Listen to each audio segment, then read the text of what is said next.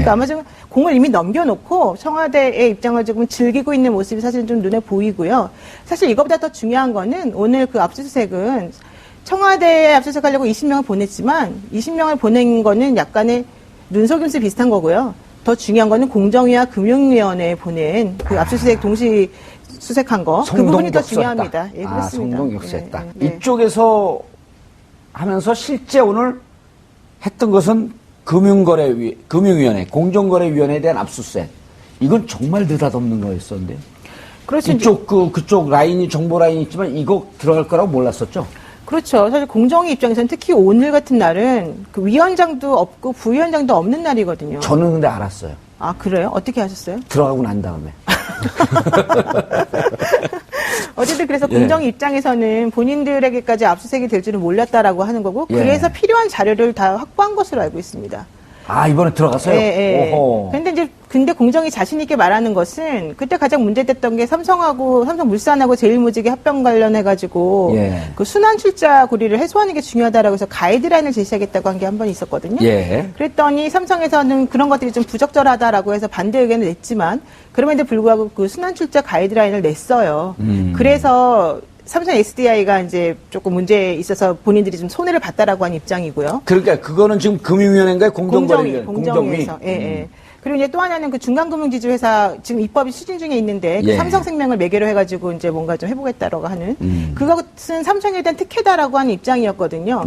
그러니까 공정에서 뭐라고 말하냐면 이건 18대 국회 때부터 이미 계속해서 나온 입법 추진은 아니었기 때문에 삼성에 대해서 우리가 뭐 하고 싶어서 한 건 아니다라고 얘기하고 있거든요. 그러니까 공정위를 통해서 확인하고 싶었던 것은 청와대가 삼성이라고 하는 회사와 관련해서 어떠한 식으로 외압을 행사해서 삼성에게 뭔가 특혜를 주려고 했던 게 아닌가를 확인하려는 입장이었단 말이죠. 그런데 어쨌든 그 두 가지에 있어서는 공정위는 아니다라고 지금 계속 얘기하고 있고 우리는 떳떳하다라고 얘기를 하고 있어서 자료 분석을 어떻게 할 것인가 따라서 결과가 달라질 것 같고요. 또 하나 이제 금융에 관련된 부분이 있는데요. 금융이든 이제 마찬가지로 그 뭐 제일모직하고 삼성 간의 합병 비율 관련해서 이 문제가 제대로 이루어졌는지에 대한 의문이 하나 있었었고요. 또 삼성 바이오로직스라고 하는 회사가 상장하면서 또 그것과 관련해가지고 어떤 혜택 준 게 있는지에 대해서 살펴보겠다는 게 하나의 입장이었고요. 마지막으로 이제 하나는 그 하나은행의 그 본부장이죠. 이상하 하나은행 본부장. 이번에 그 유재경 미얀마 대사와 관련해서 문제가 있다라고 얘기했던. 프랑크푸르트에 있었던요? 네, 독일에 있던. 그분을 통해서 혹은 그 사람의 승진을 청와대가 3번이나 청탁하면서 금융위를 그 압박한 내용이 있지 않습니까? 그래서 그것과 관련된 자료들을 확보하겠다라는 게 또 입장이었거든요. 어쨌든 관련된 필요한 자료들은 모두 확보한 것으로 좀 알고 있습니다. 교수님, 보통 이제 우리가 이 정치를 하는 사람들도 일단 기재부나 그 재경부 이런 데 얘기가 나오면 어려워져요. 뭐 숫자를 좀 알아야 되고 또 괜히 그 재경부나 이런 경제 사이드의 전문가들은 프라이드가 강하거든요. 당신들이 아무리 그래도 뭐 숫자 제대로 알겠어? 이게 금융위원회, 공정거래위원회 나오면 이게 보는 우리 시청자분들도 좀 보지 도대체? 이런 답답함이 있단 말이에요. 그리고 과연 이게 지금 뭐 중간 금융주주회사, 뭐 순환출자 이런 거 얘기하면 틀어버린단 말이에요. 이게 복잡하다고. 특검이 근데 이거를 딱 노리고 들어갔어요. 실제로 뭔가 근거를 찾으려고 그런 걸까요? 아니면 여기도 삼성을 압박하기 위한 변죽을 올리는 걸까요? 일단 뭐 삼성의 이 지난번에 이재용 부회장 이 구속영장 실패 이 부분에 대해서 이제 보완한다라고 하는 의미가 있는 것 같고요. 저는 그 부분도 중요하지만 금융위가 저는 좀 눈길을 끌었어요. 금융위? 왜냐하면 이게 이제 삼성에 대한 자금 흐름뿐만이 아니고요. 이 최순실 씨의 ODA 이권 개입 문제 이 부분이 저는 되게 중요한 부분이라고 생각하거든요. 왜냐하면 미얀마 대사를 갖다가 최순실 씨가 추천해서 한 게 확인이 됐습니다. 그럼 이건 인사권과 관련된 문제예요. 즉 국정농단의 핵심 중에 하나고요. 또 외교 문제. 그 다음에 이 최 씨의 이 ODA 이권 개입 문제가 즉 우리가 후진국을 개발하는 데 쓰이는 돈이 ODA거든요. 그렇죠. 국가 국민의 세금으로 쓰인 겁니다. 근데 그거를 갖다가 사적 이득으로 취하는데 그거를 하기 위해서 대사도 뒤에서 마음대로 선임을 해. 그리고 거기에 이권 개입까지 해줘. 이거를 대통령이 다 해줬다. 이거는 탄핵에 사실 이 미얀마 대사 문제라든지 ODA 문제는 사실 그 전까지 이렇게 주목받지 못했던 일인데 느닷없이 나온 거예요. 특검에서 느닷없이 나왔거든요. 그래서 저희가 어제 심 봤다 그랬어요. 이 부분에 그 어떤 근거 자료가 공정위에서 관련된 자료가 나온다라면 금융의 공정위요. 공정이죠. 공정이. 네, 금융위에서. 금융위에서 이런 자금 흐름, 외환의 흐름이라든지 또는 이런 부분들이 나온다 그러면, 이권 개입이라고 하는, 그러니까, 박근혜 대통령과 최순실 사이에 이 소위 그 이익을 공유했다.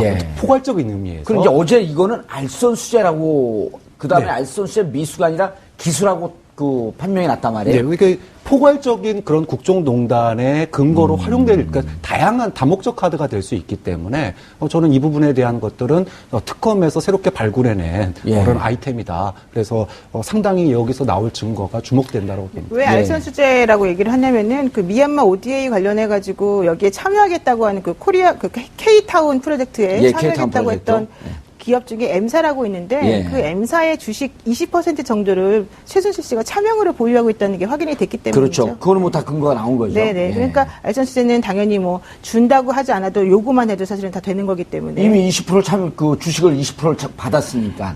그러니까 주식을 받은 것 자체는 사실 중요한 게 아니고요. 그런 식으로 들어가서 이 회사하고 무언가 사업을 도모하려고 했다는 것 자체만으로도 사실은 항상 문제가 될 수 있거든요. 그래서 이제 그 부분과 관련해서 이미 다 그 정보나 뭐 증거 같은 건 확보가 되었다라고 지금 보여집니다. 여기 금융위하고 공정거래위 들어간 건 앞으로 어느 쪽으로 방향이 틀어질까요? 뭐 특별히 더 틀어지고 말고 할 상황은 아닌 것 어느 같아요. 쪽으로 계속 그 전진을 하고 갈 거 아니에요? 지금 여기서 제일 중요한 거는 금융위가 사실 더 중요할 수 있습니다. 금융위가. 왜냐하면 FIU라고 해서 그 금융위 산하에 있는 그 금융정보분석위원회가 있거든요. 그 금융정보분석위원회로부터의 그 자료 같은 거를 들여다 보면은 해외하고의 우리나라 그 법인 간의 그 자금 흐름이라든가 개인 간의 거래 이런 게 모두 다 나오거든요.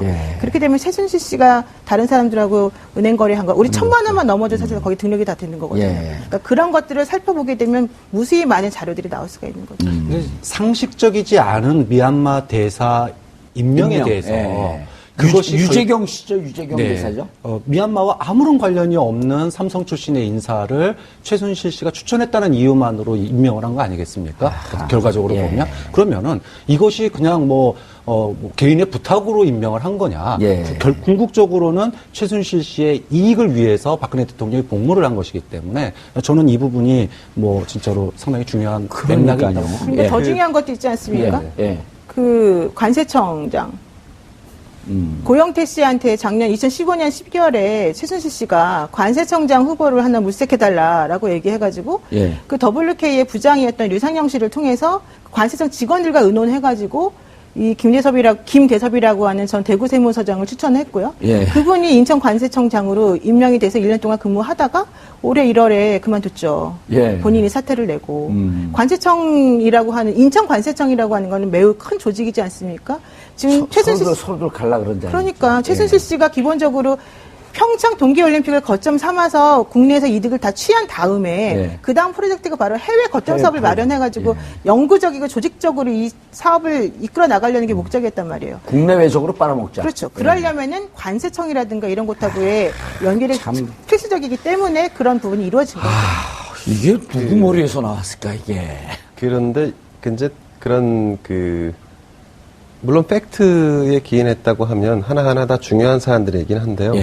근데 특검은 다들 아시겠지만 시간과 싸울 수밖에 없는 한시적 이제 25일밖에 안 남았어요. 한시적 조직체입니다. 근데 이 특검이 계속해서 일을 벌린다는 측면을 볼 때 그것이 가지고 있는 의미가 한 두세 가지 있을 수 있는데 주목해 볼 만한 것은 지금 이제 가장 중요한 대통령 청와대 압수수색 대통령의 대면 조사를 앞두고 있으면서 또 한편 사이드로 금융위 또 공정위를 뒤지고 있는 모습들을 보면 이건 이제 첫 번째는 특검이 28일까지 시한인 조사 기한을 연장할 가능성이 높다. 그거를 위한 명분 쌓기다. 그렇습니다.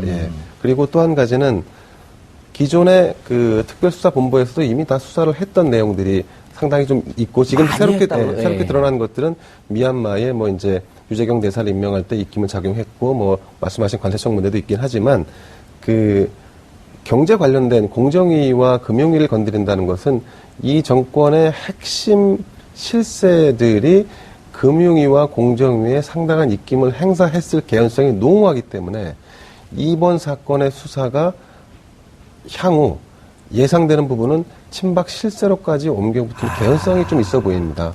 단순히 최순실이라고 하는 어떤 특정 인물이 절대자처럼 모든 사안을 다 망라해서 신박이 껴있을 것이다. 했을 가능성이 좀 낮고요. 오히려 이거는 계속해서 청와대가 아닌 그 누군가의 조력자가 또 있었다 그런다면 그거는 지금 특권이 한번 들여다보고 싶어 하는 그런 부분이 아닐까 싶습니다. 근데 오히려 그거는 좀 아닌 것 같아요. 왜요? 이게 왜 그러냐면은요. 바로 얘기하자마자 한 박자 좀 쉬고 좀 디스를 하세요. 그러면. 네, 죄송합니다. 바로 그냥 시간과의 싸움을 하시네. 네, 5분밖에 안 남았기 때문에. 근데 왜 그러냐면은, 요번에